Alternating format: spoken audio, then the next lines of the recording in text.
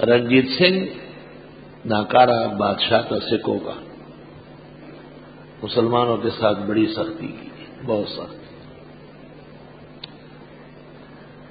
ایک آدمی نے قربانی میں گائے کاٹی،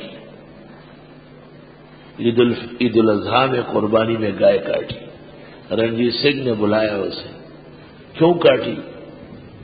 رنجیت سنگھ کا ایک اعلان تھا کہ سچ پر بہت خوش ہوتا تھا، جب یہ ثابت ہوا کہ یہ سچ بول رہا ہے سزا نہیں دیتا۔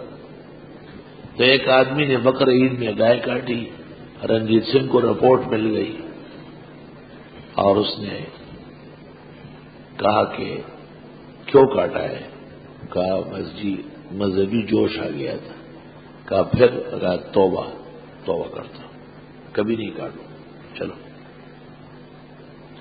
دوسرا سال آیا، بقر عید کے موقع پر اس آدمی نے 2 گائے کاٹی، ایک کی 2 کاٹی۔ ایک آدمی نے رنجیت سنگھ کو بتایا، اس نے کہا پکڑ کے لاؤ۔ جس آدمی نے ان کو پکڑ کے دینا تھا، گائے جس نے کاٹی تھی، اس نے اس کو کہا میں تو ویسے مر رہا ہوں، میرے ساتھ جنگل چلے جاؤ، خزانہ ہے وہ لے لو۔ وہ چلا گیا، جب وہاں پہنچ گیا اس نے اس کی بھی گردن ماری، کیوں میری اطلاع تم نے دی؟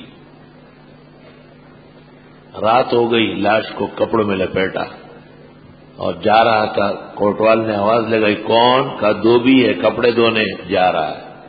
کہا تلاشی دے دو۔ جب تلاشی لے لی، کپڑوں میں لاش نکل آئی، اس نے پکڑ لیا، رنجیت سنگھ کے پاس پیش ہوا۔